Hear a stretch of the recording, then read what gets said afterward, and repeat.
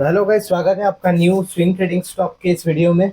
अब पहला स्टॉक जो मैं आपको डिस्कस करूंगा वो येस बैंक तो नहीं है। येस बैंक का एनालिसिस ऑलरेडी आ चुका है, बट देखिए एक बार ध्यान से। अब सबको पता है येस बैंक बिक रहा है। येस बैंक के बहुत अच्छे खासे शेयर्स बिक रहे हैं परसेंटेज वाइज, और सबसे ज्यादा इसमें होल्डिंग किसका था? एसबीआई का। तो एसबीआई जो है अपना 13.19% शेयर्स बेच रहा है एसबीएमसी जापानीज बैंक को। ठीक है। और भी काफी सारे बैंक है जो जिन्होंने येस बैंक में स्टेक लिया था ताकि उसको बचा पाए, जैसे कि है एचडीएफसी, फिर है आईसीआईसीआई, कोटैक, XYZ करके टोटल और भी 8-9 बैंक है जो, और रिमेनिंग अपना 8% स्टेक बेच रहे हैं एसबीएमसी जापानीज बैंक को। Very good. अब एसबीआई के बारे में मैं क्यों बात कर रहा हूँ? एसबीआई का initial allotment price was 10 rupees and SBI is selling the stake for 21.5 rupees, मतलब 2x प्रॉफिट। और ये प्रॉफिट अब आने वाले एसबीआई के फाइनेंशियल प्रॉफिट्स में दिखेगा, फाइनेंशियल रिपोर्ट्स में दिखेगा। तो हाई चांसेस है कि एसबीआई के स्टॉक प्राइस भी ऊपर जाए क्योंकि प्रॉफिट भी ऊपर जाएगा। तो एसबीआई को पहले देखते हैं। अब यह है एसबीआई का चार्ट आपके लिए। सबसे पहले अगर आप ऑब्जर्वेशन देखें तो करेंटली प्राइस अपने 200 और 50 ईएमए दोनों के ऊपर है, which is a good sign. Plus मैंने आपको कुछ दिन आगे ये बताया था कि एसबीआई में clear cut inverted head and shoulder pattern बना है। ये है इसका फर्स्ट शोल्डर, ये बना इसका हेड, और ये इसका सेकंड शोल्डर, और ये होता है इसका नेकलाइन जिसका हमें ब्रेकआउट मिला और एक अच्छा टारगेट भी हमें मिला। बट उसके बाद क्योंकि पिछले कुछ दिन से मार्केट प्रेशर में है, XYZ रीजंस, प्राइस नीचे आया। और अब देखो लास्ट डे का कैंडल देखो, एक ह्यूज कैंडल इसने बनाया है। गैप डाउन ओपनिंग हुआ था, बट सेलर्स ओपनिंग होने के बाद भी नीचे इसको और नीचे नहीं लेके जा पाए। प्राइस दिख रहा है आपको, ओपन होने के बाद इन्हीं एकदम तुरंत रिवर्सल, इसलिए नीचे कोई विक नहीं है। प्राइस ओपन हुआ नीचे बट तुरंत रिवर्सल, और अपने प्रीवियस डे जो ये रेड कैंडल है उसके ऑलमोस्ट हाई के आसपास क्लोजिंग मिला है। तो एक अच्छा बुलिश सेंटीमेंट यहां हमें समझ में आ रहा है। ठीक है। प्लस अगर आप देखें आरएसआई में भी एक बहुत अच्छा डाइवर्जेंस हमें यहाँ पे देखने मिला था। प्राइस नीचे था बट यहाँ पे आरएसआई ऊपर था, और करेंटली वो अपने आरएसआई डाइवर्जेंस के लेवल पर ही है। तो हाई एक्सपेक्टेशन है कि फ्यूचर में या नेक्स्ट दिन जब मंडे मार्केट खुले और सब ठीक रहा तो प्राइस एक अच्छा अपमूव यहां से हमें दे सकता है। एक बार वॉल्यूम्स देख लेते हैं, अगर वॉल्यूम्स में भी हमें कोई फाइंडिंग मिलती है तो। वॉल्यूम्स में एज सच कोई फाइंडिंग है नहीं, एवरेज वॉल्यूम जो जितना ट्रेड होता है उतना ही हो रहा है। अब इसको ट्रेड कैसे करोगे वो समझते हैं। देखो बड़ा सिंपल है। इतने बड़े कैंडल मिलने के बाद अगर मंडे को प्राइस फ्लैट खुलता है, मतलब सेम लेवल पे खुलता है, तो वेल एंड गुड है। या अगर थोड़ा नीचे खुलता है, अगर नीचे खुल रहा है तो अब इमीडिएट बाई नहीं होगा, आपको वेट करना है जब ये अपने इस प्रीवियस डे हाई को क्रॉस करे। Let the price cross above previous day high. जिस मोमेंट पे ये क्रॉस करता है आप बाई करोगे।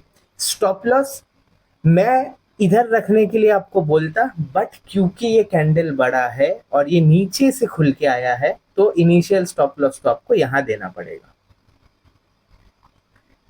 ठीक है।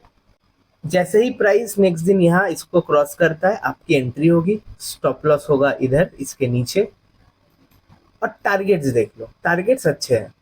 पहला ही आपका टारगेट होगा ये वाला जो स्विंग है, इधर पकड़ो। नेक्स्ट आप इधर रखो एक टारगेट, और इसके ऊपर प्राइस जाता है तो कुछ मत देखो, सीधा आपका टारगेट होगा ये। ठीक है। तो ये मैंने कुछ टारगेट्स ड्रॉ कर दिए, और इसके ऊपर प्राइस निकलता है तो फिर हमारे पास ऑल टाइम हाई के लेवल्स है। वो अभी दूर की बात है, 2-4 महीने तो मुझे नहीं लग रहा है ऑल टाइम हाई टच कर रहा है। सो फिलहाल आपके लिए ये है, अगर प्राइस यहां तक भी आता है तो भी हमारे पास 1:1.7 का रिस्क टू रिवॉर्ड रेशियो है। याद रखो हमने स्टॉप लॉस थोड़ा बढ़ा रखा है। ठीक है। तो ये एक अच्छा मूव दे सकता है। मुझे एक्सपेक्टेशन है कि प्राइस इन लेवल्स तक आएगा, जो 860 का लेवल है यहां तक प्राइस आना चाहिए। After looking at the whole pattern जो इन्वर्टेड हेड एंड शोल्डर बनाया है उसने, उसको देखने के बाद और अगर आप देखो इन्वर्टेड हेड एंड शोल्डर का आप टारगेट कैसे निकालते हो, ये जो नेक लाइन होता है ना, नेक लाइन से आप हेड हेड का रेंज निकालते हो, प्राइस रेंज, तो ये होगा। और ब्रेकआउट के ऊपर मतलब नेक लाइन के, आई एम सो सॉरी, और इसको नेक लाइन के ऊपर रख देते हो, ये रेंज निकाला, इसको आप नेक लाइन के ऊपर रख देते हो। देखो मोर और लेस जो हमारा टारगेट 3 है और ये जो नेक लाइन वाला टारगेट है, मतलब pattern based inverted head and shoulder pattern based target है, वो सेम लेवल पे आ रहा है। तो मेरे को हाई चांसेस लग रहे हैं कि 860 के लेवल्स हमें आते हुए दिखेंगे। ये तो हुआ एसबीआई। अब बढ़ते हैं हमारे नेक्स्ट स्टॉक के तरफ, जो है मोतीलाल ओसवाल। मोतीलाल ओसवाल में बढ़िया है, ये देखो 200 और 50 EMS तो मैं पहले लगा लेता हूँ। स्टॉक का जनरल नेचर क्या है, देखो 50 EMA से थोड़ा नीचे आता है और फिर तुरंत रिवर्स होता है। यहाँ पे भी देखो 50 EMA से नीचे आता है, थोड़ा रिवर्स होता है, और बहुत सारे टाइम ये 50 EMA को भी जस्ट टच करके रिवर्सल देता है। स्टॉक का नेचर तो है 50 EMA वाला, ठीक है।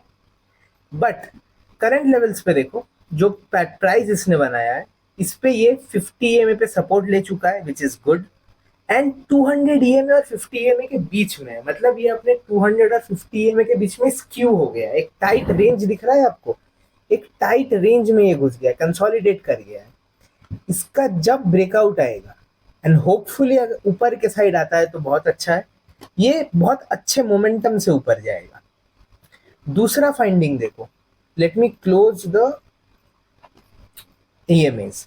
अब देखो मैंने आपको हमेशा बताया है, मार्केट में अगर कोई स्टॉक गिरा है, वो कौन सा पैटर्न बना के गिरा है वो देखना बहुत जरूरी है। फॉर एग्जाम्पल, अगर मार्केट में कोई भी स्टॉक डबल टॉप बना के गिरा है, it is highly likely and 75% of the time, अगर डाउन ट्रेंड खत्म होके अब इसको अप ट्रेंड में जाना है, मतलब ऊपर जाना है, तो ये जो पैटर्न बना के गिरा था ना, उसका इन्वर्स पैटर्न बना के ऊपर जाता है। मतलब अगर कोई स्टॉक डबल बॉटम बना के गिरा है, तो ऊपर जाने का जब इसका रैली शुरू होगा रिवर्सल पॉइंट पे, ये डबल बॉटम बना के ऊपर जाएगा।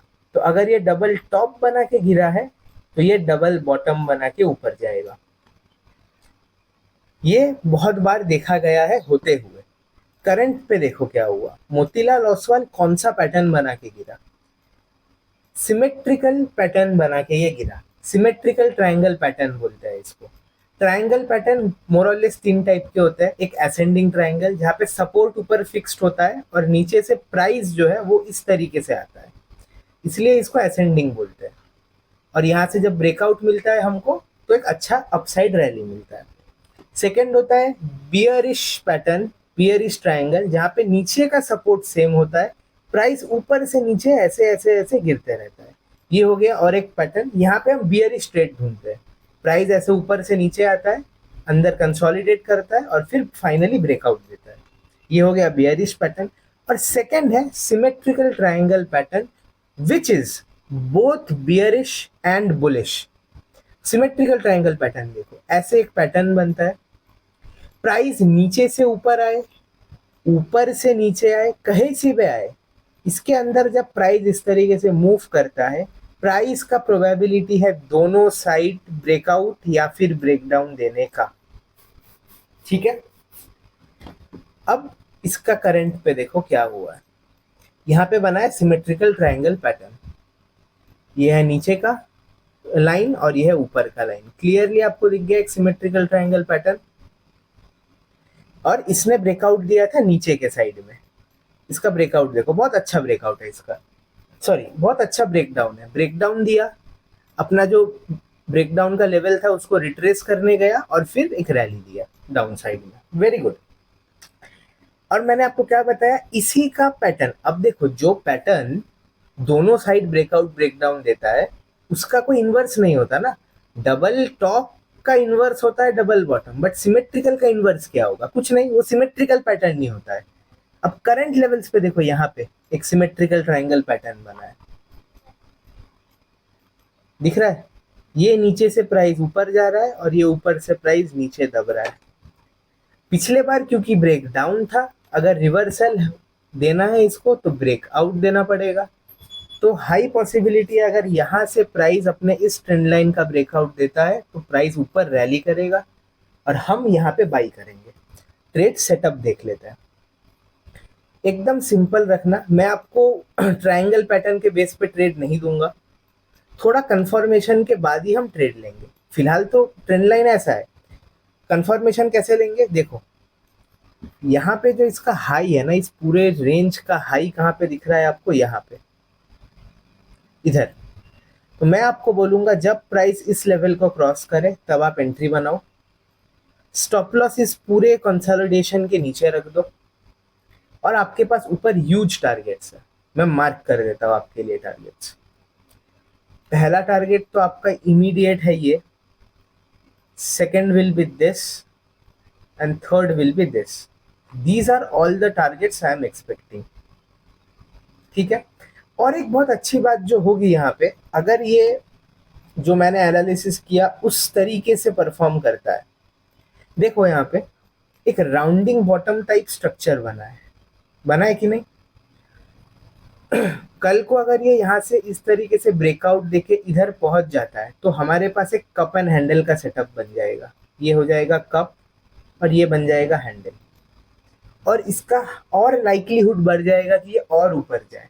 और कप एंड हैंडल का हम कैसे टारगेट निकालते हैं, लोअर रेंज से अपर रेंज लेंगे और इसको पेस्ट करके ऊपर डाल देंगे। तो देखो हमारे पास एक थर्ड टारगेट भी हमें मिल गया। ये सब तभी होगा जब ये करंट सिमेट्रिकल ट्रायंगल का ऊपर ब्रेकआउट देगा, तो हमारे पास ये थर्ड टारगेट भी आ गया। तो आप समझ रहे हो, अगर इसने हमारे एनालिसिस के हिसाब से काम किया और हमने सही जगह पे एंट्री बनाया तो हमारे पास ह्यूज प्रॉफिट पोटेंशियल है। मोरलेस आप पकड़ के चलो 40% रिटर्न्स दिख रहा है इधर, and risk to reward is around 4.5%। तो this is a good stock and keep this in mind. और एक इसमें फाइंडिंग है, वो है इसके वॉल्यूम्स देखना। जब जब इसने ब्रेकआउट दिया है उस ब्रेकआउट कैंडल का वॉल्यूम अच्छा बढ़ा है। और एक इसमें फाइंडिंग देखना, मैं क्यों बोल रहा हूँ, मुझे लगता है ये ऊपर फटेगा। एक लॉन्ग टाइम का RSI डाइवर्जेंस यहाँ पे है, यहाँ पे दिख रहा है प्राइस नीचे आ रहा है, नीचे आ रहा है, नीचे आ रहा है, बट RSI को देखो कंटिन्यूअस ऊपर जा रहा है। और जितना स्टीप ये RSI का अपमूव है ना, उतना स्टीप प्राइस में हमें अपमूव नहीं देखने मिला है। तो एक डाइवर्जेंस का जो पेंडिंग होता है, ब्रेकआउट पेंडिंग होता है, प्राइस मूवमेंट पेंडिंग होता है, वो अभी भी पेंडिंग है। तो बहुत अच्छा चांस है कि इसमें हमारा पैसा बने और ये हमारे डायरेक्शन पे ऊपर की ओर जाए। सो इसको भी अपने वॉच लिस्ट में जरूर रखना। नेक्स्ट स्टॉक जो मैं आपके लिए लाया हूँ वो है OFSS, ठीक है, Oracle financial services. Best part, let's check the EMAs। 50 EMA के ऊपर है और अभी करेंटली 50 EMA पे ये सपोर्ट या रिट्रेसमेंट ले रहा है और 200 EMA जस्ट ऊपर है, ठीक है। अब देखो यहाँ पे एक बहुत क्रूशल सपोर्ट जोन था इधर, ये इसका एक बहुत क्रूशल सपोर्ट जोन था जहां से इसने करंट लेवल पे भी सपोर्ट लिया है, जहां से इसने देखो करंट लेवल पे भी सपोर्ट लिया है। और उस वक्त भी प्रीवियस टाइम में भी इसने एक डबल बॉटम बनाया था और ऊपर गया था, और इस बार भी इसने डबल बॉटम बनाया है, दिख रहा है। इस बार का डबल बॉटम तो और प्रोमिनेंट और एकदम क्लियरली विजिबल है। यहाँ पे जब डबल बॉटम बना था देखो कोई रिट्रेसमेंट नहीं दिया था नेकलाइन का, ठीक है। इसीलिए देखना ये रिट्रेसमेंट नहीं दिया था, बल्कि रैली हुआ, सब कुछ हुआ और ये गिर के देखो अपने उन्हीं लेवल्स पे आया। और अगर आप फर्स्ट सपोर्ट देखोगे ना, इसका क्रूशियल सपोर्ट गिरने के वक्त वो था ये लेवल पे, दिख रहा है इतना बड़ा एक विक बना है यहाँ पे रेड कैंडल पे। ये एग्जैक्टली जो विक है ना, ये इसके नेकलाइन पे बना है, ये देखो ड्रॉन है ऑलरेडी। तो ये भी एक लर्निंग है, कभी भी अगर डबल बॉटम बन के प्राइस ऊपर जाता है और अपना नेक लाइन को रिट्रेस नहीं करता है ब्रेकआउट के वक्त, तो बहुत हाई पॉसिबिलिटी है फ्यूचर में प्राइस मूव होके उसी लेवल पे आए और अपने उस नेक लाइन, जो उसका डबल बॉटम का नेक लाइन था, वहां से सपोर्ट ले, ठीक है। अब आते हैं हमारे करंट लेवल्स पे। तो देखो यहाँ पे भी एक प्रोमिनेंट डबल बॉटम बना है और इस बार इसने अपना नेकलाइन रिट्रेसमेंट दिया है। Look at here, clear double bottom,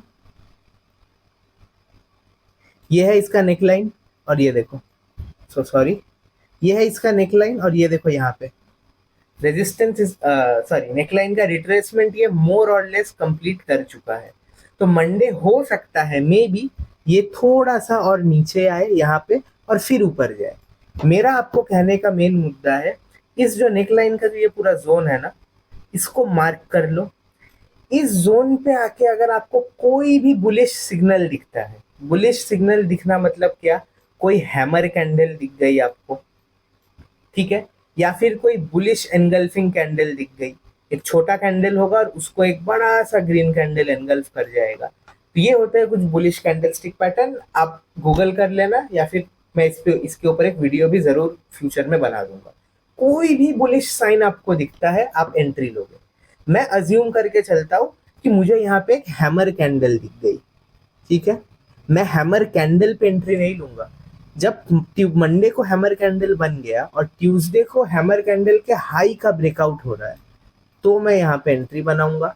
अपना स्टॉप लॉस छोटा सा वो हैमर कैंडल के नीचे रखूंगा और फिर मेरा first immediate target will be this level, this swing. Second target will be here, third target will be here and the fourth target will be here. This is more than enough targets for us. और obviously मैं जैसे आपको हमेशा बोलता हूँ कि trailing SL use करो, आप ट्रेलिंग एसएल यूज करोगे, use the 50 EMA as your trailing stop loss. आप एक्सपेक्ट कर रहे हो यहाँ तक का टारगेट आएगा, बट हो ही सकता है ये ऑल टाइम हाई टच कर जाए या यहाँ तक आ जाए, किसको पता, राइट? ऐसे मेरे करियर में बहुत स्टॉक हुए हैं जहाँ पे मैं 400-500 रुपए का टारगेट लेके गया था और अभी तक वो मेरे पोर्टफोलियो में, क्योंकि वो स्विंग ट्रेड से कन्वर्ट होके इन्वेस्टमेंट में चले गए और 2-2.5% का रिटर्न दे चुके हैं। सो ट्रेलिंग एसएल यूज करो। मेरा एक्सपेक्टेड टारगेट यहाँ तक का तो ईजी है, 1:3 और 1:5 रिस्क टू रिवॉर्ड रेशियो आपको इस स्टॉक में इजीली मिल सकता है।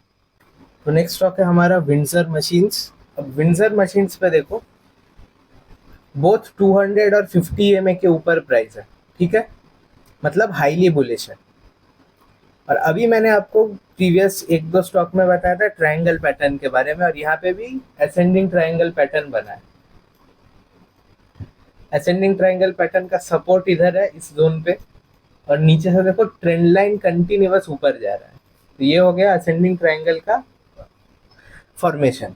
असेंडिंग ट्रायंगल का मैंने आपको क्या बताया था, कैसे फॉर्मेशन होता है।